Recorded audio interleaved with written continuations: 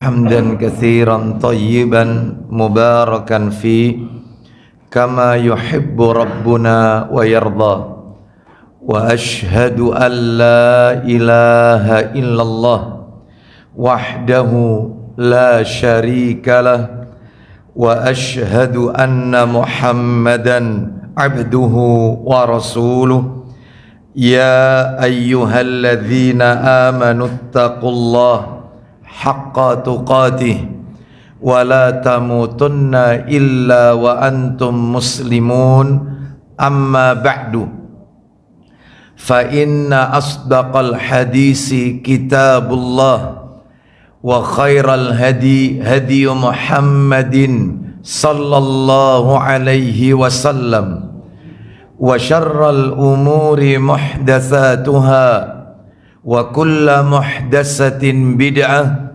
وكل بدعة ضلالة وكل ضلالة في النار. Ikhwan wa akhawati fillah, bapak-bapak, ibu-ibu, kaum muslimin dan muslimah, jamaah salat subuh Masjid Baitul Jannah Central Park yang semoga dimuliakan oleh Allah Subhanahu wa taala. Kepada segenap pengurus yayasan dan takmir Masjid Baitul Jannah Central Park yang semoga dirahmati oleh Allah Azza wa Jal. Tidak ada kata yang patut kita ucapkan di pagi hari ini selain rasa syukur kita kepada Allah Subhanahu wa taala atas segala karunia nikmat yang telah Allah berikan kepada kita. Di antara kenikmatan-kenikmatan tersebut yang kita rasakan di pagi hari ini adalah nikmat diberikannya kita kemudahan dan kesempatan untuk melaksanakan ibadah kepada Allah Subhanahu wa taala, yaitu diawali dengan salat subuh berjamaah, dilanjutkan dengan talabul ilmi, dan berakhir dengan melaksanakan salah satu sunnah Nabi sallallahu alaihi wasallam, salat sunnah isyraq. Semoga rangkaian amal ibadah yang kita lakukan pada pagi hari ini semuanya tercatat di sisi Allah sebagai pemberat timbangan amal kebajikan kita kelak di yaumil hisab.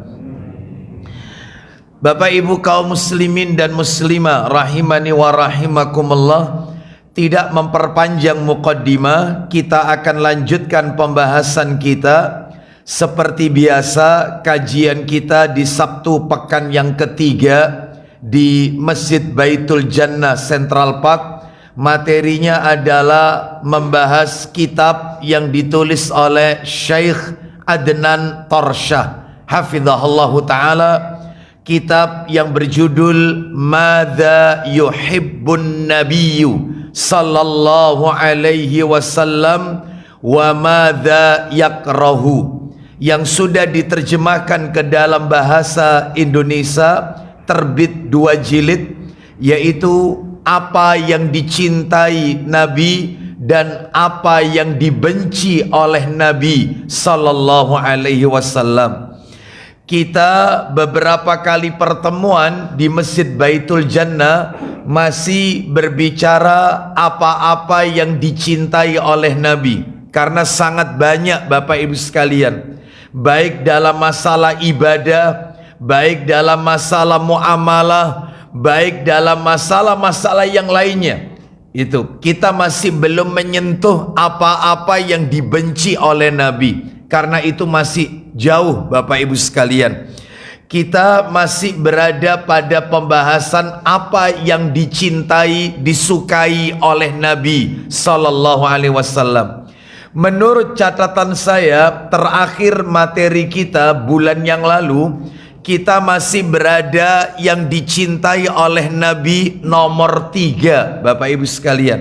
Apa itu? Nabi sallallahu alaihi wasallam menyukai menjadi hamba yang banyak bersyukur. Nabi suka disebut oleh Allah hamba yang pandai bersyukur, yang paling banyak bersyukur kepada Allah Subhanahu wa taala. Mana dalilnya yang menjelaskan akan hal ini? Mari kita dengarkan dalilnya, karena materi ini memang belum tuntas. Disebutkan di dalam hadis riwayat Bukhari, kita bisa temukan dalam kitab Sahih Targhib wa Tarhib di jilid yang kedua, hadis nomor 621. Ya, kalau di dalam kitab Bukharinya ada Sahih Bukhari nomor asli, tapi ya nomor 4837. Ya, itu dibagi nanti aja ya. Ya, nanti aja biar konsentrasinya tidak nanti aja. Baik. Bapak Ibu sekalian rahimani wa rahimakumullah, di nomor 4837 di Sahih Bukhari. Tapi kalau kita lihat di kitab Sahih Targhib wa Tarhib di nomor 621, an Aisyata radhiyallahu anhuma qalat anna nabiyya sallallahu alaihi wasallam anna nabiyallahi sallallahu alaihi wasallam kana yaqumu minal laili hatta tatafattara qadamahu. Silakan. SDWT 621. Iya. Dari Aisyah radhiyallahu anha bahwa Rasulullah SAW melakukan qiyamul lail sampai kedua kaki beliau pecah-pecah. Baik, Nabi mengerjakan salat malam, qiyamul lail. Jadi ada perbedaan antara tahajud dengan qiyamul lail, sekalipun dikerjakan di malam hari. Karena kalau disebut qiyamul lail itu tidak identik dengan salat, Bapak Ibu sekalian. Jadi namanya saja qiyamul lail. Qiyam itu mendirikan, lail malam. Mendirikan yaitu ibadah di malam hari. Sehingga kalau kita hanya sekadar membaca Al-Quran, berzikir, ya, maka ini termasuk qiyamul lail, Bapak Ibu sekalian. Hanya berdoa. Makanya bagi wanita haid yang mereka tidak bisa mengerjakan sholat, tapi dia bangun, yaitu sepertiga malam terakhir nggak sholat, hanya baca Quran, hanya mungkin berzikir, berdoa karena waktunya mustajab, itu termasuk qiyamul lail. Qiyamul lail itu tidak identik sholat, beda dengan tahajud. Kalau tahajud ini sholat yang dikerjakan di malam hari, terutama sepertiga malam yang terakhir, yang didahului dengan tidur. Jadi kalau belum tidur, misalnya dia belum ngantuk, lalu dia gunakan, habiskan waktunya itu untuk beribadah, itu namanya bukan tahajud, itu namanya qiyamul lail. Tahajud itu syaratnya harus tidur dulu, sekalipun sebentar, itu tahajud. Sedangkan kalau qiyamul lail tidak identik sholat dan tidak identik disebutkan Nabi sallallahu alaihi wasallam yaitu sholat malam sampai kaki beliau bengkak, pecah-pecah. Apa yang terjadi? Faqalat Aisyah, lima tasna'u hadza ya Rasulullah wa qad ghafarallahu laka ma taqaddama min dambika wa ma ta'akhkhar. Silakan. Maka aku berkata kepada beliau, apa perkataan atau pertanyaan Aisyah radhiyallahu anhuma? Silakan. mengapa engkau melakukan ini sementara dosamu yang telah berlalu dan yang akan datang telah diampuni? Kenapa engkau menyusahkan diri seperti ini wahai Rasulullah? Padahal dosamu yang lalu dan yang akan datang, kalau ada loh ya, kalau punya dosa pasti sudah diampuni oleh Allah. Anda kan maksum, terhindar dari maksiat. Nabi dan Rasul itu kan dijaga oleh Allah. Kenapa Anda sampai menyusahkan, memperberat diri hingga pecah-pecah kaki Anda, bengkak kaki Anda? Kita lihat jawaban Nabi. Ini yang menjadi materi kita. Nabi menyukai hal ini. Apa itu? Qala afala uhibbu. Lah itu yang perlu digarisbawahi, kata-kata uhibbu. sesuai dengan judul kitabnya yang dicintai Nabi. Afala uhibbu an akuna abdan syakura. Silakan. Beliau menjawab, apakah aku tidak boleh menjadi hamba yang bersyukur? Sebenarnya terjemahannya perlu dikoreksi ini, bukan tidak boleh, karena di situ ada kata-kata uhibbu. Afala uhibbu, apakah aku tidak senang, apakah aku tidak suka jika menjadi hamba yang bersyukur. Jadi Bapak Ibu sekalian, Nabi karena ingin disebut hamba yang pandai bersyukur, beliau sholat malamnya sampai bengkak kaki beliau. Baik, hadis ini Bapak Ibu, hadis ini mengandung 6 pelajaran. 6 pelajaran. Menurut catatan saya, bahwasanya bulan yang lalu saya sudah menjelaskan, yaitu sampai pelajaran yang ketiga. Pelajaran yang keempat, 5 dan 6 ini belum tersentuh. Apa itu? Pelajaran yang pertama adalah Rasulullah Sallallahu Alaihi Wasallam bersungguh-sungguh dalam beribadah kepada Allah. Maksudnya bersungguh-sungguh, Nabi itu nggak pernah melewatkan sholat malam, nggak pernah. Bahkan disebutkan dalam Sahih Targhib wa Tarhib, coba dibuka jilidnya sama, jilid 2 nomor 632, sampai-sampai dikatakan jangan pernah meninggalkan sholat malam karena Nabi tidak pernah meninggalkannya. Jika Nabi melewatkan sholat malam, maka beliau mengqadha'nya, yaitu di pagi hari dengan bilangan genap. Sholat malam kan ganjil Bapak Ibu ya, yaitu 11 rakaat. Jika Nabi terluput tidak mengerjakan sholat malam, maka Nabi mengqadha'nya, yaitu di pagi hari 12 rakaat. Coba dibaca 632 Sahih Targhib wa Tarhib. Ayo.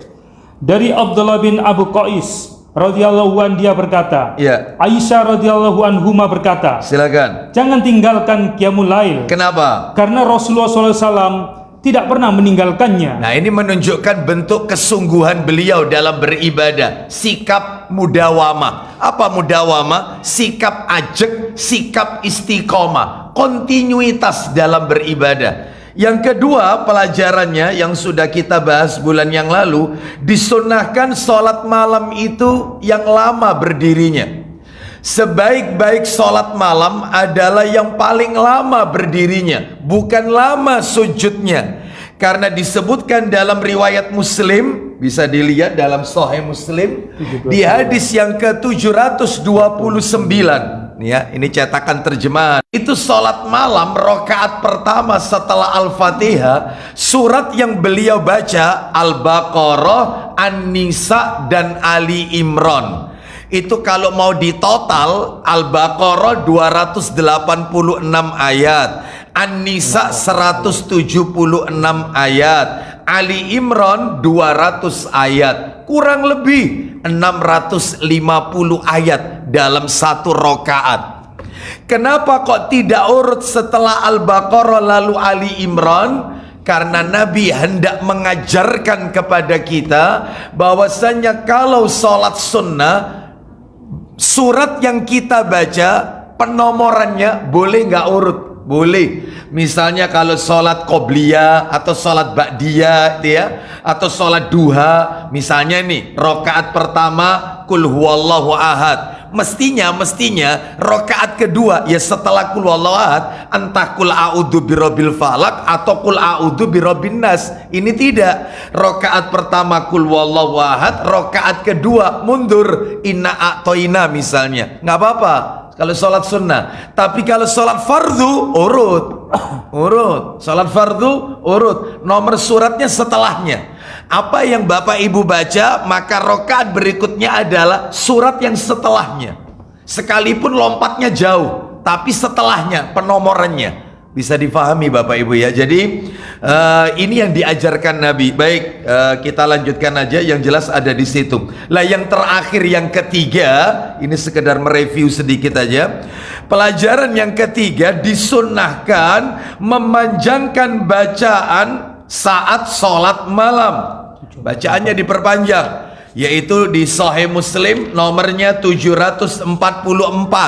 dicetakan terjemahan. Kalau di nomor asli 772. Baik, sekarang kita lanjutkan Bapak Ibu sekalian materi yang nomor 4.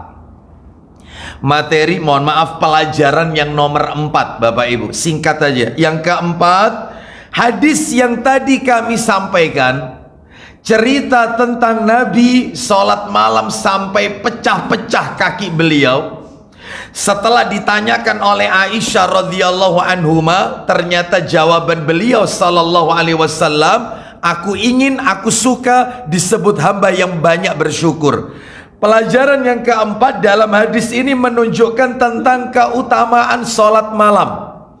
Apa keutamaan sholat malam? Tidak perlu saya ulang, karena di awal-awal kajian kita sebelum Ramadan, kalau tidak salah, yang dicintai Nabi nomor 2 itu sudah saya singgung. Yang nomor 2 itu kan Nabi mencintai, Nabi menyukai sholat sunnah yang dikerjakan di rumah. Pada waktu materi itu saya sudah sampaikan ke panjenengan semua, macam-macam sholat sunnah yang Nabi ajarkan kepada kita. Kalau tidak salah totalnya ada 21 sholat sunnah. Ada tahajud, ada witir, ada sholat duha, ada sholat sunnah isyraq, ada sholat sunnah istisqa minta hujan, ada sholat sunnah istikharah, sholat sunnah taubat, sholat sunnah 2 rakaat di belakang makom Ibrahim, sholat sunnah qobliyah ba'diyah atau rawatib. Banyak, 21 macam. Dan itu sudah saya sampaikan. Dari 21 macam yang masuk nominasi untuk dikerjakan secara rutin dan tidak ditinggalkan. Rutin, ajek, istiqomah, 5 sholat. 5 sholat. Yang pertama adalah tahajud, yang kedua adalah witir, yang ketiga sholat sunnah isyraq, yang keempat sholat sunnah duha, yang kelima sholat sunnah rawatib qobliyah ba'diyah. 5 macam sholat sunnah, jangan ditinggalkan. Baik, dan pada saat materi itu sudah saya singgung, apa sih keutamaannya orang mengerjakan sholat tahajud. Jadi kita lewati saja materi pelajaran yang nomor 4 ini. Sekarang kita masuk pelajaran yang nomor 5 Bapak Ibu sekalian. Apa itu pelajaran yang kelima? Hadis tadi, ya, hadis tadi yang awal saya bacakan tadi merupakan kekhususan bagi Nabi sallallahu alaihi wasallam. Ya, kekhususan. Apa itu? Nabi dosanya sudah diampuni oleh Allah. Allah sudah ampuni dosa yang telah lalu maupun yang akan datang. Ya, yang telah lalu maupun yang akan datang. Apakah ada dalilnya dalam Al-Quran? Ada. Allah sebutkan di dalam Al-Quran, minta tolong dibantu ayat Qurannya, suratnya nomor 48 Al-Fat, surat nomor 48 Al-Fat, ayatnya Bapak Ibu sekalian ayat 1 dan ayat 2, terutama di ayat yang kedua Bapak Ibu sekalian. Ayat yang kedua, langsung saja ya, masuk di ayat yang kedua saja. Liyaghfira lakallahu ma taqaddama min dambika wa ma ta'akhkhara wa yutimma ni'matahu 'alaika wa yahdiyaka siratan mustaqima. Silakan. Supaya Allah memberi ampunan kepadamu terhadap dosamu. Mu-nya di situ itu ada dalam kurungnya itu mestinya. Muhammad, betul. Ya. Ada di terjemahan-terjemahan. Ada dalam kurungnya. Ulang lagi. Mu-nya itu dibaca sekalian. Muhammad. Silakan. Supaya Allah memberi ampunan kepadamu, yaitu Muhammad, terhadap dosamu yang telah lalu dan yang akan datang. Ternyata ayatnya sudah ada Bapak Ibu sekalian. Makanya benar kata Aisyah radhiyallahu anhuma tadi dalam hadis tadi, bukankah Allah sudah mengampuni dosamu yang telah lalu dan yang akan datang? Kenapa Anda menyusahkan diri seperti ini sampai sholat bengkak kaki Anda? Berarti memang ada ayatnya. Lanjut, teruskan. Dan yang akan datang, serta menyempurnakan nikmatnya atasmu dan memimpin kamu kepada jalan yang lurus, menunjukimu ke jalan yang lurus. Bapak Ibu sekalian rahimani wa rahimakumullah, Nabi dan Rasul itu maksum, punya sifat al-ismah. Apa itu al-ismah? Bebas dari maksiat. Tidak seperti kita Bapak Ibu. kita ini, saya, bapak-bapak, ibu-ibu, semua yang hadir ya, maupun yang menghadiri kajian kita secara virtual atau online pagi hari ini, semuanya ini adalah makhluk pendosa Bapak Ibu sekalian. Karena kita tidak mungkin terlepas dari yang namanya khilaf, salah, ya, dosa, sengaja maupun tidak disengaja, kecil maupun besar, semuanya pernah kita lakukan. Apalagi Nabi SAW pernah mengatakan dalam hadisnya, kullu bani Adam khata'un wa khairul khata'ina at-tawwabun. Setiap anak cucu Adam pasti melakukan perbuatan dosa, dan sebaik-baik orang yang melakukan perbuatan dosa adalah orang yang bertaubat kepada Allah Azza wa Jalla. Jadi Bapak Ibu sekalian, orang yang terbaik itu bukan orang yang tidak pernah berbuat dosa. Nggak ada manusia tidak pernah berbuat kesalahan, tak ada gading yang tak retak. Tidak ada manusia sempurna, tidak pernah melakukan kesalahan, tidak ada. Tetapi manusia yang terbaik adalah manusia yang setelah dia melakukan perbuatan dosa, ia sesali perbuatan itu, lalu dia bertaubat, berjanji untuk tidak mengulanginya kembali. Itulah manusia terbaik. Oleh karena itu Bapak Ibu sekalian, maka kita harus banyak istighfar, bertaubat kepada Allah Azza wa Jalla.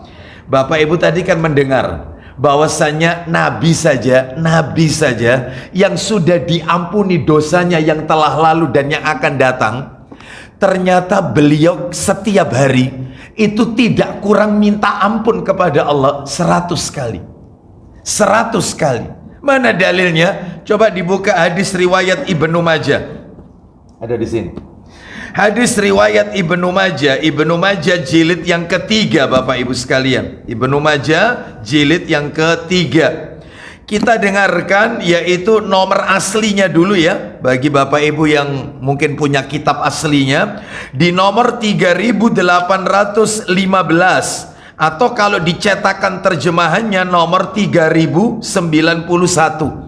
3091. Mari kita dengarkan, yaitu sabda Nabi sallallahu alaihi wasallam dalam riwayat Ibnu Majah. Nomor aslinya berapa tadi? 3815. Baik, ayo dibaca, dicetakan terjemahannya saja 3091. Silakan. Dari Abu Hurairah radhiyallahu an, ia berkata, Ya. Rasulullah SAW bersabda, Inni la astaghfirullah wa atubu ilaihi fil yaumi mi'ata marrah. Silakan. sesungguhnya aku telah beristighfar kepada Allah, Minta ampun. Terus. dan bertobat kepadanya dalam sehari sebanyak 100 kali. 100 kali. Aku minta ampun kepada Allah dan bertaubat kepada Allah dalam sehari 100 kali. Ada yang bertanya kepada saya, Ustadz, bedanya istighfar dengan taubat itu apa? Apa bedanya istighfar minta ampun dengan bertaubat? Bapak Ibu sekalian, rahimani wa rahimakumullah. Bedanya adalah, salah satu perbedaannya, kalau istighfar itu bisa digunakan untuk dirinya dan orang lain, memintakan ampun. Ya Allah, ampuni aku. Atau kalimat, ya Allah, ampuni kedua orang tuaku. Ya Allah, ampuni yaitu kedua orang tuaku yang telah wafat. Bisa untuk dirinya dan bisa untuk orang lain. Tetapi kalau taubat, Bapak Ibu sekalian, taubat itu adalah untuk dirinya saja. Dia tidak bisa mentaubatkan orang lain. Enggak. Terutama mereka yang telah wafat. Nah, seperti itu, nggak bisa. Kalau istighfar, perbedaan yang lain itu, Bapak Ibu sekalian, kalau istighfar berlangsung terus selama orang itu masih hidup maupun telah wafat. Dia masih hidup, dia minta ampun kepada Allah. Ya Allah, ampuni dosa-dosaku ya Allah, yang telah lalu maupun yang akan datang, yang kecil maupun yang besar, yang sengaja maupun yang tidak sengaja aku lakukan. Dia masih hidup. Ketika dia telah wafat, ternyata dia juga didoakan ampunan oleh anaknya. Rabbana firli wali walidayya walil mu'minina yauma yakumul hisab. Rabbi firli wali walidayya waliman dakhala baitiya mu'minan. Bukan hanya orang tuanya yang didoakan, termasuk orang-orang yang bertamu ke rumahnya juga didoakan. Yang tadi kalimatnya sudah saya baca tadi. Berarti sekalipun mereka telah wafat masih bisa didoakan ampunan. Tapi kalau tobat ya selesai. Ketika ajal sudah sampai di kerongkongan, maka sudah tidak ada lagi taubat. Apa kata Nabi? Innallaha azza wa jal la yaqbalu taubatal abdi malam yughargir. Sesungguhnya Allah pasti menerima taubat seorang hamba selama ruhnya belum sampai di kerongkongan. Jadi kalau sudah mendesak di tenggorokannya, maka ditutup pintu taubat oleh Allah azza wa jalla. Oleh karena itu kalau istighfar berlangsung terus, mungkin dari dirinya atau dia didoakan oleh anak-anaknya ampunan. Kalau taubat ya ketika dia semasa hidup saja. Nah, itu bedanya sekilas istighfar dan taubat, Bapak Ibu sekalian. Nah, maka Nabi itu sehari minta ampunnya 100 kali, taubatnya 100 kali. Bahkan Bapak Ibu, Nabi itu kalau dalam majelis seperti ini, itu sahabat memperhatikan bibir Nabi bergerak-gerak. Bibir Nabi bergerak-gerak. Lalu ketika ditanyakan oleh para sahabat, aku melihat engkau bibirmu bergerak wahai Rasulullah, apa yang engkau baca? Lalu Nabi mengatakan, setiap dalam majelis aku membaca 100 kali bacaan yang berbunyi Rabbighfirli wa tub alayya innaka antat tawwabur rahim. Itu dalam majelis taklim. Terus Nabi baca Rabbighfirli, ya Rabb ampuni aku, wa tub alayya, terima tobatku, innaka antal ghafur innaka antat tawwabur rahim, sesungguhnya engkau adalah maha penerima taubat dan maha penyayang. Coba dibuka Ibnu Majah satu nomor sebelumnya 3090 atau kalau nomor aslinya 3814. Silakan. Dari Ibnu Umar radhiyallahu anhuma ia berkata, iya, jika kami hitung dengan baik ucapan Rasulullah SAW, iya, ya Allah, ampunilah aku dan limpahkanlah tobatmu kepadaku. iya. Sesungguhnya engkau maha penerima tobat lagi maha penyayang. Itu di mana itu? Ketika berada di sebuah majelis, ya, maka itu akan berjumlah 100 kali. Loh.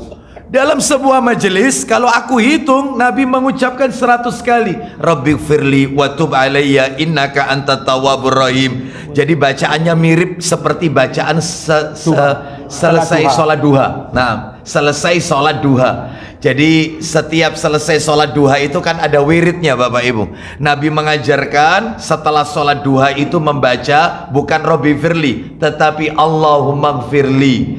Allahumma gfirli belakangnya sama, Allahumma gfirli wa tub alayya innaka antat tawwabur rahim. Itu 100 kali setiap selesai sholat duha. Baik, jadi ini menunjukkan kepada kita, sekalipun Nabi dosanya sudah diampuni oleh Allah, beliau tetap minta ampun dan bertobat 100 kali.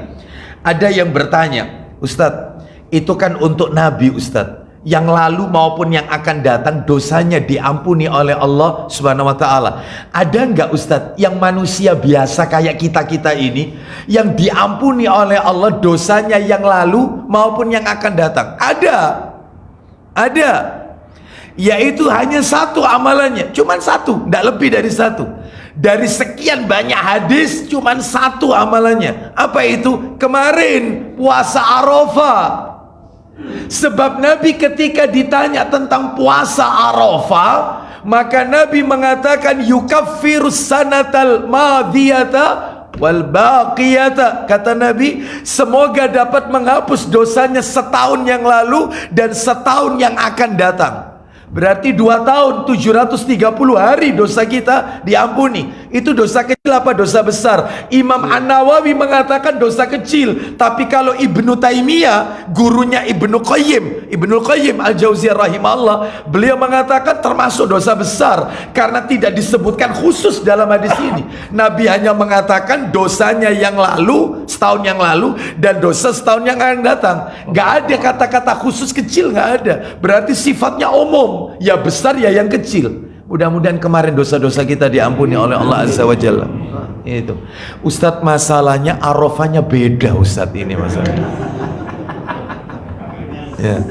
Ini ya nggak usah dibahas, sudah lewat ya, sudah lewat juga ya, qadarullah. Baik, kita lanjut. Mudah-mudahan semuanya mendapatkan ampunan dari Allah Azza wa Jalla. Bapak Ibu kaum muslimin dan muslimah rahimani wa rahimakumullah, kita lanjutkan sekarang yang keenam Bapak Ibu sekalian. Tapi sebelum masuk yang keenam, coba dibuka Abu Dawud yang sudah di-download saja. Saya nggak bawa Abu Dawud. Abu Dawud nomor hadisnya 1516 1516 Abu Dawud. Silakan. Sama ya, sama. Rabbi firli wa tub alayya innaka antat tawwabur rahim dari Ibnu Umar.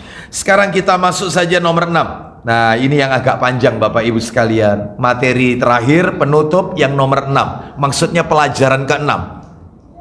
Dari hadis yang awal tadi, Nabi menyukai disebut hamba yang banyak bersyukur. Apa pelajaran yang ke-6?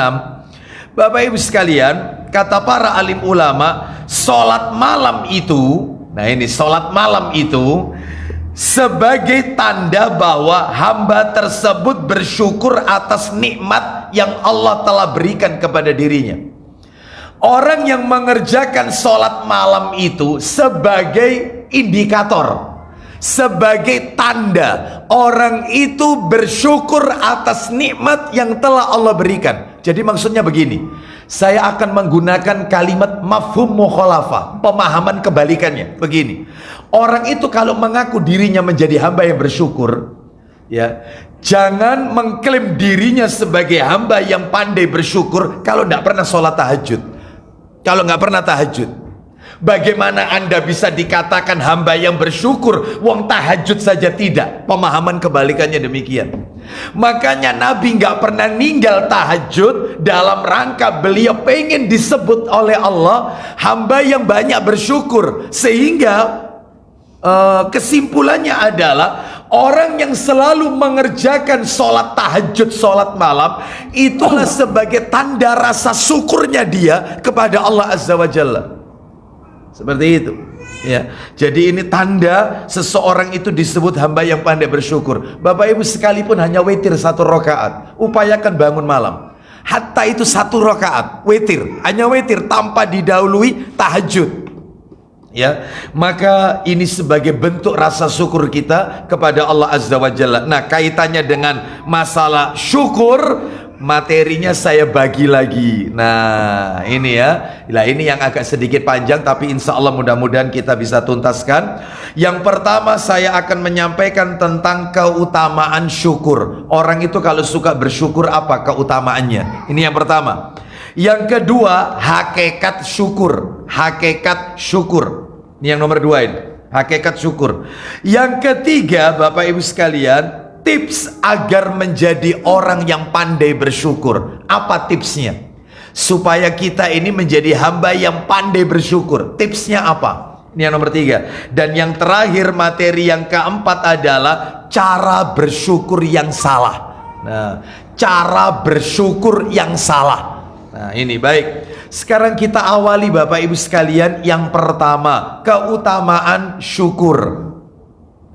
Sebenarnya keutamaannya banyak. Makanya nanti seperti biasa, kalau kajian ini tuntas, materinya akan saya share melalui bentuk PDF ke takmir masjid ya. Atau pengurus masjid yang biasa menghubungi kami, nanti akan kami share. Nanti di situ Bapak Ibu akan dapatkan banyak sekali keutamaan syukur, lebih dari 5, banyak sekali ya.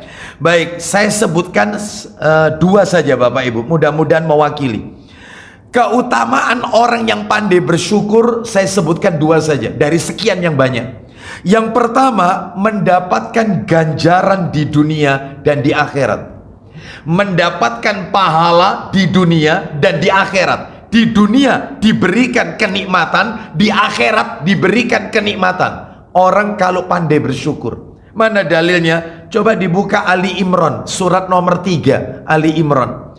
Ayatnya ayat 145, Ali Imran 145. Ali Imran ayatnya ayat yang ke-145. Allah Subhanahu wa taala berfirman, "Wa ma kana li nafsin an tamuta illa biidznillah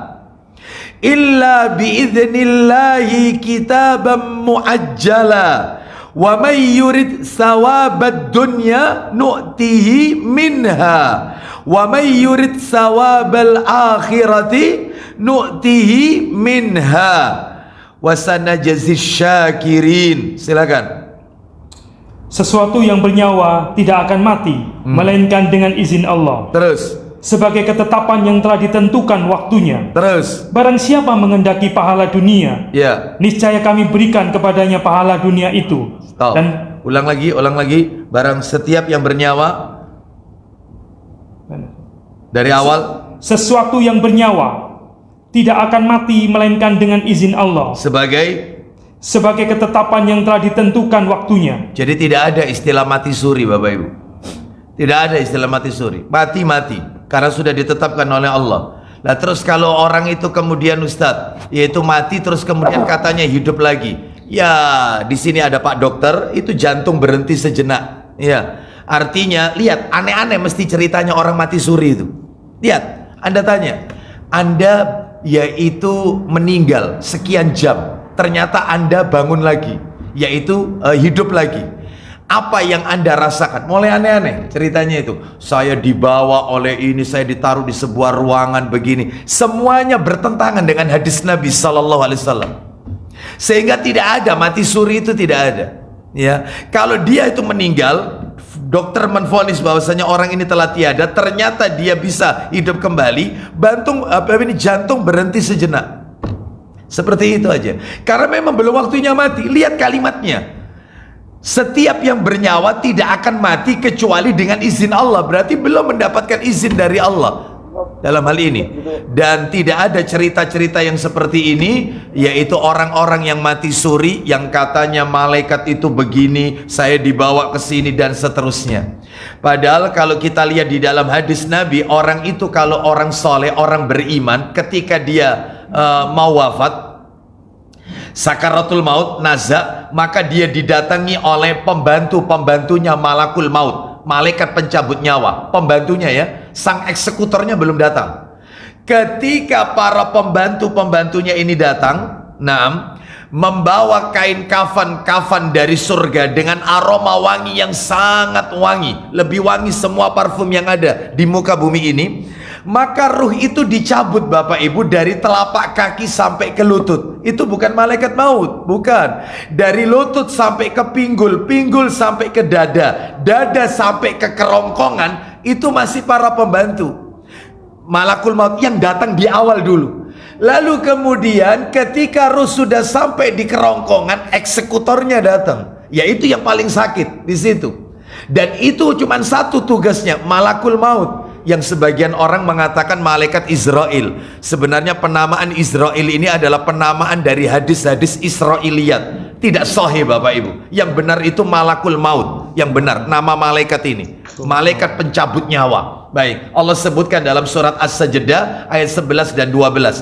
Lalu ketika ruh itu dicabut, maka segera pembantunya malakul maut tidak membiarkan lama berada di tangan malaikat maut. Langsung diambil ruh itu, dimasukkan ke dalam kain kafan itu, lalu diangkat naik ke atas sampai ke langit yang pertama, pintu langit pertama. Loh, berarti setiap langit ada pintunya? Iya, setiap langit punya pintu. Allah katakan di dalam surat An-Naba kan, wa futihatis sama'u fakanat abwaba, apabila pintu-pintu langit sudah terbuka. Tiap langit ada pintunya. Pada saat ruh itu dibawa naik ke atas, maka muncul aroma yang wangi. Sampai seluruh malaikat penduduk langit berkata, ma hadzal ruhut thayyib. Ya, ruhnya siapa yang baik ini, yang bagus, yang enak ini, yang harum ini. Lalu disebutkan namanya si mayit ini, Fulan bin Fulan. Namanya yang terbaik disebut oleh malaikat. Lalu kemudian minta dibukakan pintu langit pertama. Lalu dibukakan. Terakhir singkat cerita sampai ke langit ke-7. Jenazahnya masih di Surabaya, ruhnya sudah langit ke-7. Lalu ada penyeru dari langit, dari atas. Tulislah hambaku ini ke dalam Illiyin. Tulis hambaku ini di Illiyin. Apa itu Illiyin? Daftar penduduk surga, Bapak Ibu sekalian. Kembalikan dia ke bumi, karena dari bumi itulah dia kuciptakan, dan dari bumi itu pula dia aku bangkitkan. Dikembalikan lagi Bapak Ibu, ruh ini diantarkan lagi sampai jenazah itu, mayitnya sudah dimasukkan ke liang lahat, dimiringkan menghadap kiblat, ditutup papan, diuruk dengan tanah, ruh itu dimasukkan lagi, masuk.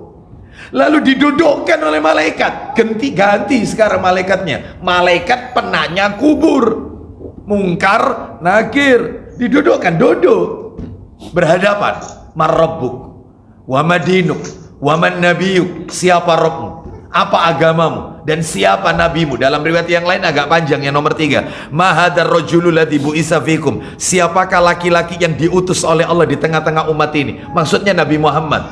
Kalau karena dia orang beriman, dia jauh semuanya. Rabbiyallah dinil Islam huwa Muhammad sallallahu alaihi wasallam. Cukup belum? Pertanyaannya ada 4 Bapak Ibu, bukan 3, 4. Yang keempat adalah wama ilmuka, apa ilmumu sehingga engkau bisa menjawab pertanyaan. Si mayit mukmin menjawab, qara'tu kitabullah, aku membaca kitabullah Al-Quran dan aku mengimani isinya. Bagaimana dia bisa menjawab pertanyaan ini kalau dia aja pegang Quran nggak pernah, baca Quran aja nggak pernah? Ya, jadi ini ceritanya. Jadi aneh-aneh kadang-kadang orang mati suri itu ceritanya macam-macam, berbenturan dengan hadis Nabi yang sahih.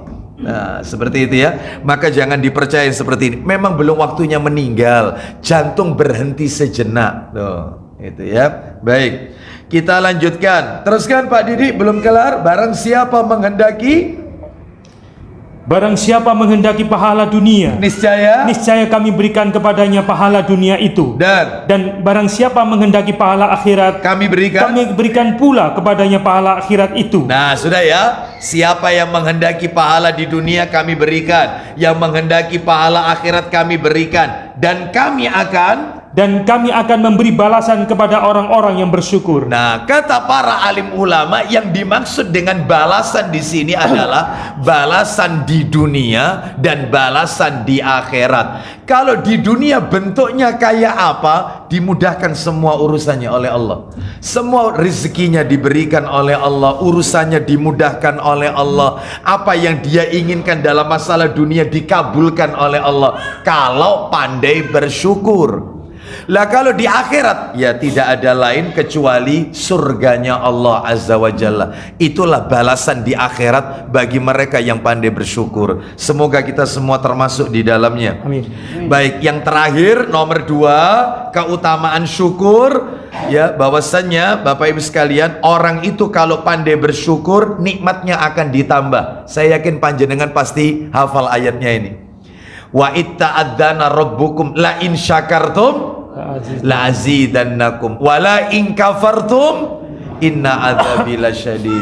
Yang intinya ini surat Ibrahim ayat 7. Surat Ibrahim ayat 7. Jika kalian bersyukur, nikmatnya akan ditambah. Jika kalian kufur, maka sesungguhnya azabku amatlah pedih.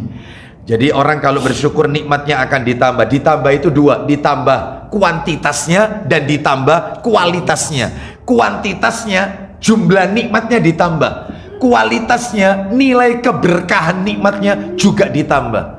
Mudah-mudahan Allah jadikan kita hamba-hamba yang syakirin. Sekarang kita masuk hakikat syukur. Lah ini penting Bapak Ibu sekalian, singkat aja.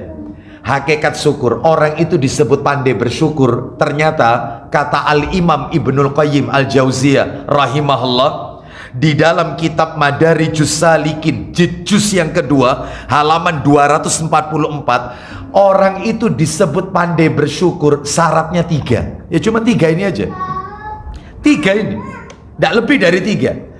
Jadi bisa dikatakan rukunnya syukur itu 3. Seperti panjenengan kalau sholat kan ada rukun sholat. Apa rukun sholat? Takbiratul ihram. Apa rukun sholat? Baca Al-Fatihah. Orang kalau tidak baca Fatihah sah atau tidak sah, karena itu rukun. Sama seperti ini. Orang bersyukur itu disebut bersyukur, itu 3 rukunnya. Dikurangi 1, bukan orang bersyukur. 3-tiganya harus melekat pada dirinya. Rukun syukur cuma 3. Apa itu? 1, syukur di hati. Contohnya kayak apa? Nanti saya tunjukkan. Ini yang pertama, syukur di hati. Yang kedua, syukur di lisan. Lisan. Yang ketiga, syukur pada anggota badan. Nah, penjelasannya sekarang. Syukur di hati. Apa maksudnya syukur di hati? Dia tanamkan dalam hatinya keyakinan semua fasilitas yang ia dapatkan ini datangnya dari Allah. Tanamkan dalam hati semua ini dari Allah. Sehat dari Allah, diberi pasangan hidup soleh soleha dari Allah, anak-anak cucu-cucu soleh soleha, keturunan soleh soleha dari Allah, dimudahkan cari rezeki dari Allah, kita beribadah dimudahkan oleh Allah. Nggak pakai alarm, nggak pakai pesan sama istri atau suami kita untuk bangunkan tahajud, tiba-tiba kita bangun sendiri karena sudah kebiasaan. Soalnya itu rezeki. Tanamkan dalam hati ini semua. Kalau tidak karena Allah, nggak mungkin. Kita dimudahkan untuk menuntut ilmu, itu juga dari Allah. Diberikannya kita ini rezeki, pekerjaan, itu juga dari Allah. Tanamkan dalam hati semua ini adalah minallah. Mana dalilnya? Banyak. Di antara dalilnya adalah, ayo dibuka surat nomor 16. Surat 16 ayatnya 53. 16 ayat 53. Surat 16 An-Nahl ayat 53. Wa ma bikum min ni'matin faminallah. Ayo Pak Didi, silakan. Dan apa saja nikmat yang ada padamu, maka dari Allah lah datangnya. Dari Allah datangnya, Bapak Ibu sekalian. Jangan sampai di antara kita ada yang seperti Qarun. Siapa Qarun? Qarun anak pamannya Nabi Musa alaihissalam. Berarti Qarun ini sepupu dengan Nabi Musa alaihissalam. Qarun. Kenapa Qarun kok dijadikan percontohan bagi mereka-mereka yang tidak pandai bersyukur? Lihat perkataan Qarun. Allah sebutkan dalam Al-Quran. Coba dibuka surat nomor 28 Al-Qasas. Al-Qasasnya dibuka surat 28 ayatnya 78. Kita dengarkan. Jangan sampai di antara kita seperti ini. Qarun. Qala innama utituhu ala ilmin indi. Silakan. Qarun berkata. Apa kata Qarun? Sesungguhnya aku hanya diberi harta itu karena ilmu yang ada padaku. Aku diberikan harta ini karena ilmu yang aku miliki. Dia tidak katakan itu datang dari Allah. Makanya Qarun dibinasakan oleh Allah Azza wa Jalla. Berarti dia tidak meyakini dalam hatinya itu datang dari Allah. Nah, ini Qarun, Bapak Ibu sekalian. Oleh karena itu ada loh orang itu yang seperti ini, ada. Kita tambahkan lagi dalil. Coba dibuka surat 39 Az-Zumar. Az-Zumar 39 ayatnya 49. Az-Zumar ayat 49. Az-Zumar ayat 49. Allah Subhanahu wa taala berfirman, ya, fa idza massal insana dzurrun da'ana thumma idza khawwalnahu ni'matan minna qala innama utituhu ala ilm. Coba, banyak yang kayak begini. Silakan. Maka apabila manusia ditimpa bahaya, apabila mereka ditimpa bahaya, apapun bentuk bahayanya, lanjut, ia menyeru kami, ya Allah, tolong kami ya Allah, selamatkan kami ya Allah. Ingat Allah. Kena musibah baru ingat Allah. Ya Allah, tolong kami ya Allah. Ya Allah, lindungi kami ya Allah. Ya Allah, berikan pertolongan ya Allah. Dan seterusnya, ya, sakit ya Allah, sembuhkan ya Allah. Hilangkan penyakit ini ya Allah, dan seterusnya. Menyeru Allah. Lanjut terus. Kemudian apabila kami berikan kepadanya nikmat dari kami, maka ia berkata, apa itu? Sesungguhnya aku diberi nikmat itu hanyalah karena kepintaranku. Coba.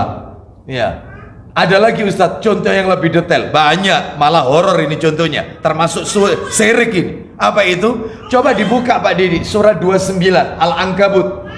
Surah 29 Al-Ankabut ayatnya 65. Coba kita dengarkan baik-baik. Allah berikan perumpamaan orang-orang yang berada di sebuah kapal. Yang kapal itu ketika berlabuh diterpa ombak yang sangat besar, sehingga kapal itu oleng. Semuanya menyeru kepada Allah, ya Allah, ya Allah, ya Rabb, ya Rabb. Begitu Allah menyelamatkan mereka ke daratan, tidak ada satupun yang tenggelam, kapal orangnya selamat semuanya. Apa kata mereka? Lanjut baca 29 ayat 65 Al-Ankabut ayat 65. Ayo. Maka apabila mereka naik kapal, terus mereka mendoa kepada Allah, lanjut, dengan memurnikan ketaatan kepadanya. Ketika Allah menyelamatkan mereka dari ombak besar, maka tatkala Allah menyelamatkan mereka sampai ke darat, apa kata mereka? Tiba-tiba mereka kembali mempersekutukan Allah. Syirik. Contohnya kayak apa? Begitu selamat, untung lo tadi itu nahkodanya pinter itu. Itu kalau nahkodanya tidak pinter, wah tenggelam kita. Satu. Yang kedua, untung lo itu kapal itu bukan kapal tua. Itu tahun pembuatannya masih baru itu. Itu kalau kapal tua yang kita naiki, wah ya karam kita. Untung lo di kapal itu ada Pak Yai yang pada waktu ombak itu menerpa itu dia banyak berdoa. Mana Allahnya? Dia katakan untung nahkodanya, untung kapalnya, untung ada Pak Yai. Lalu mana Allah yang dia panjatkan? Giliran anak ujian, ya Allah mudahkan anakku ya Allah dalam ujiannya, berikan yang terbaik kepada anakku ya Allah, karena tidak ada yang memberikan yang terbaik kecuali Engkau ya Allah. Begitu anaknya lolos, mendapatkan nilai memuaskan, apa katanya? Untung loh anakku itu tak leskan di LBB mana gitu. Untung loh, soalnya aku iki wong tuane bodoh soalnya, gak ngerti. Coba nih gak tak lesno, wah wis itu. Untung tak panggilkan guru private. Untung nggak satu pun menyebut Allah. Syirik. Mana Allahnya? Itu namanya bersyukur? Enggak. Kalau Anda pandai bersyukur, katakan semua ini dari Allah. Oh Bapak sudah sehat ya, alhamdulillah. Kemarin kan sempat masuk rumah sakit. Iya, semua ini karena Allah. Ini enggak. Untung tak gonya rumah sakit itu. Untung saya minum. Sampai ada orang bilang begini, obat ini Ustadz, ini sambung nyawa. Aku nih gak ngombe obat ini mati aku Ustadz. Mana syukurnya mana? Ini syirik yang kayak begini ini. Banyak yang kayak gini. Untung aku nggak masker. Seorang istri berkata, Mas, andai kata aku tidak kau nikahi, apalah hidupku ini? Koyok ini gak kon rabi uripku. Mana syukurnya mana? Yakini itu loh. Semuanya ini dari Allah. Tanamkan. Obat itu perantara, dokter itu perantara. Semuanya ini Allah Azza wa Jalla. Alhamdulillah ya Rabb, kau jadikan aku mudah melangkahkan kaki sholat subuh. Banyak yang masih tidur sekarang, banyak. Tapi Anda dimudahkan oleh Allah untuk ikut taklim sholat subuh berjamaah. Semua yakin ini adalah karena Allah Azza wa Jalla. Nah, ya, seperti itu. Ada orang bilang begini, saya ini dulu Ustadz tidak punya apa-apa Ustadz. Saya ini dulu ya Allah Ustadz, kehidupan saya ini ya Allah, semenjak saya punya anak perempuan, tak pegang kata-katanya, semenjak saya punya anak perempuan ini Ustadz, ngerjekeni Ustadz hari ini Ustadz. Oh, ada nggak yang kayak begini? Oke. Semenjak aku tuku mobil ini Ustadz, rezeki ini lancar. Ngerjekeni mobil ini Ustadz, mobil ngerjekeni. Siapa yang ngasih rezeki? Mobilnya memang. Loh ya enggak Ustadz, ya Allah. Selesai. Kenapa Anda katakan mobil? Syiriknya itu di situ Bapak Ibu sekalian. Nggak sadar kita ini. Oleh karena itu ini syukur yang pertama. Dari sini aja sudah cacat kita, yaitu tidak mengimani, betul-betul meyakini ini semua dari Allah. Dari Allah. Ya, seperti itu. Baik, kita lanjutkan. Ya. Ini yang pertama. Terus kemudian Bapak Ibu sekalian, rahimani wa rahimakumullah, yang nomor 2, rukun syukur yang kedua itu apa? Lisan. Gimana maksudnya lisan? Lisannya banyak memuji Allah, memuji Allah lisannya, dikit-dikit membaca kalimat tahmid, alhamdulillah. Ya, seperti itu.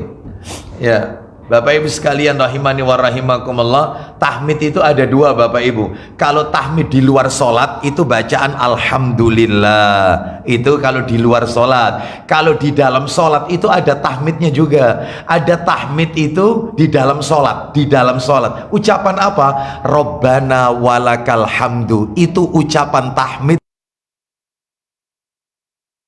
Tasmi itu sami Allahu liman hamidah, itu tasmi. Lalu ucapan tahmidnya Rabbana walakal hamdu, itu ya. Bapak Ibu sekalian, sering memuji Allah Azza wa Jalla. Mana dalilnya? Ayo dibuka Ibnu Majah. Ibnu Majah dibuka.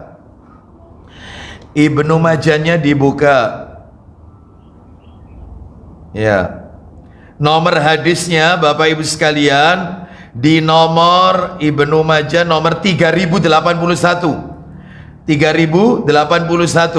Nomor aslinya 3803, nomor aslinya. Ya, nomor aslinya 3081 cetakan terjemahan. Kalau nomor aslinya 3803. Itu nomor asli. Silakan dibaca Pak Didi. Ayo. Dari Aisyah. Ya betul, dari Aisyah radhiyallahu anhuma.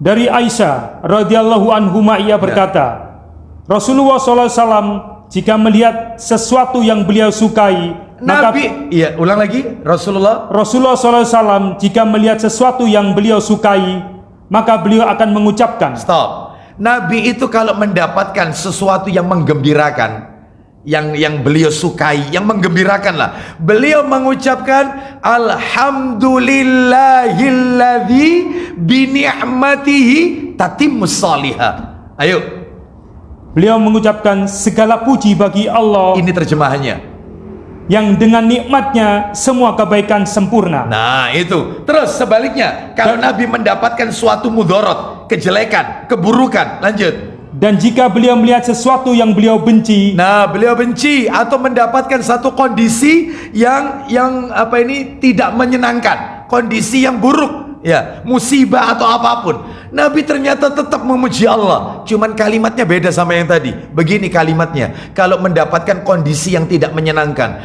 alhamdulillahi ala kulli hal. Silakan. Maka beliau akan mengucapkan yang artinya segala puji bagi Allah atas segala keadaan. Nah, jadi Ustadz dikasih nikmat alhamdulillah, dikasih musibah alhamdulillah. Iya. Loh kenapa kok dikasih musibah memuji Allah? Jawabannya satu. Jawabannya satu. Sadar ndak sadar kita mesti tahu ini. Jawabannya satu. Buka Sahih Muslim nomor 2205. Cepat dikit, 2205. Dari Abu Hurairah radhiyallahu an. Ya, dua orang sahabat itu ya. Silakan. 2205. Jawabannya ini jawabannya. Kenapa dikasih sakit alhamdulillah. Ya, terus kemudian kehilangan pekerjaan di alhamdulillah. Terus kemudian kena musibah, kehilangan orang yang kita cintai, kita juga memuji Allah. Loh kenapa? Alasannya apa? Ya ini jawabannya. Kita sadar tidak sadar sudah Nabi tunjukkan kepada kita. Silakan itu. 2205 Muslim. Ya, 2205 ayo.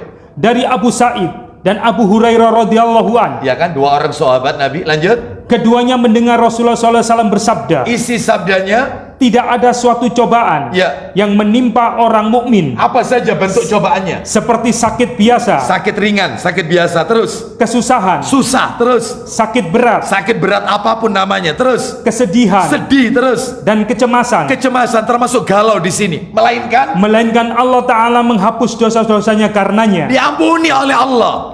Berarti kalau gitu saya kalau kena musibah itu peluntur dosa. Iya, bisa jadi Anda istighfar, dosa Anda tidak diampuni oleh Allah. Tapi begitu Anda kena musibah, itulah cara Allah menghapus dosa-dosa Anda. Itu. Makanya sampai sayang ini kitabnya tidak saya bawa, Tirmidzi. Sampai katanya Nabi ada orang itu diuji nggak kelar-kelar, diuji anaknya, diuji istrinya, diuji suaminya, orang tuanya meninggal, bahkan dia mungkin rumahnya kebakaran, mungkin digendam orang, terus nggak selesai-selesai. Apa katanya Nabi? Allah hendak mematikan orang itu tanpa satu pun bawa dosa. Orang ini mau diwafatkan, satu pun gak bawa dosa, karena dosanya sudah dihisap dengan musibah itu. Makanya baca Alhamdulillah ala kulli hal. Lu bapak ini katanya sehat, Alhamdulillah, nikmat dari Allah. Lu kok bisa nikmat Pak? Oh bapak ini keluar masuk ICU. Ya ini mungkin cara Allah untuk menghapus dosa saya. Alhamdulillah. Daripada saya dikasih sehat terus tapi diadab oleh Allah, mudah-mudahan dengan seperti ini Allah ampuni dosa-dosa saya. Lu itu mestinya itu. Tapi berat kayak begini nih, berat. Biasanya mengeluh, baru untuk cekot-cekot sedikit, ya Allah sambatannya, ya. Ya kata istrinya, masing sabar, waduh gak ngerti cekot-cekot ini. Ya Ustaz, doakno Mas, tohur, cekot-cekot. Gak sabar, mestinya wong dia itu dikasih sehat bertahun-tahun, baru sakit gigi sehari sudah sambatan setengah mati. Mestinya mungkin saya pernah melakukan dosa, ini untuk melunturkan dosa. Lupa kenapa ndak taklim? Allah ngasih saya nikmat Ustaz. Loh apa ini? Saya diuji oleh Allah nikmat sakit Ustaz. Ya. Loh kenapa Bapak kok gembira diuji nikmat sakit? Lah ya apa Ustaz? Ini untuk melunturkan dosa. Ya. Mungkin ini jalan Allah menghapus dosa-dosa saya. Mungkin dengan taubat saya tahajud, saya minta sama Allah belum dikabulkan. Mungkin caranya ya ini Ustaz. Saya husnudzon kepada Allah Azza wa Jalla. Loh itu bisa kira-kira Bapak Ibu? Insya Allah gak bisa. Insya Allah gimana? Itu insya Allah bisa. Ya, lisannya memuji Allah itu syukur. Terakhir yang ketiga, rukun syukur yang ketiga, syukur dengan anggota badan. Oh itu loh. Beliau tahajud sampai pecah-pecah, bengkak kakinya, kepingin disebut hamba yang pandai bersyukur. Lah bagaimana Anda disebut orang itu disebut hamba bersyukur? Lawang sholat berjamaah di masjid nggak pernah. Iya. Terus amalan-amalan sunnah mulai ditinggalkan. Dulu belum punya mobil, kalau ketemu orang, melewati orang, Assalamualaikum Pak, Assalamualaikum Bu, Assalamualaikum. Begitu dikasih nikmat punya mobil, salamnya ganti, din. Itu pun kacanya nggak dibuka, tutup, din.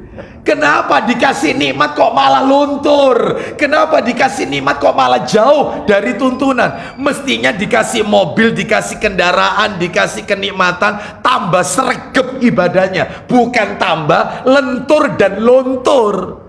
Bagaimana disebut hamba bersyukur yang kayak begini? Makanya buktikan, tunjukkan, bukan sekedar klaim pengakuan, tapi pembuktian. Tunjukkan anggota badan kita dengan melakukan amalan-amalan ketaatan kepada Allah. Itu mestinya, ya. Baik, kita lihat mana dalilnya syukur dengan anggota badan. Dalilnya adalah yaitu tadi sudah kita baca ya dalam riwayat Muslim, riwayat Bukhari tadi ya tentang cerita Aisyah tadi. Di mana Nabi kalau sholat malam sampai bengkak kaki beliau. Wallahu a'lam bishawab. Saya cukupkan sampai di sini ya, karena kita berbagi ilmu dengan teman-teman kita, saudara kita di Darmo. Ya, insya Allah kita akan lanjutkan materi yang ketiga tentang syukur nanti ya. Apa itu yang ketiga yang kurang itu? Tips supaya disebut hamba yang pandai bersyukur. Sama yang keempat, cara bersyukur yang salah. Cara bersyukur yang salah. Wallahu a'lam wa bishawab ya. Demikian yang bisa kami sampaikan. Saya tidak buka tanya jawab karena waktunya sudah lebih ya. Maka kita tutup saja dengan kafaratul majelis. Wassallallahu ala nabiyyina wa ala alihi washabihi wasallam. Semoga kita semua dijadikan oleh Allah hamba-hamba yang pandai bersyukur kepada Allah Azza wa Jalla. Subhanakallahumma wa bihamdika asyhadu an la ilaha illa anta astaghfiruka wa atubu ilaik. Wa akhiru da'wana anil hamdulillahi rabbil alamin. Assalamualaikum warahmatullahi wabarakatuh. Waalaikumsalam warahmatullahi wabarakatuh.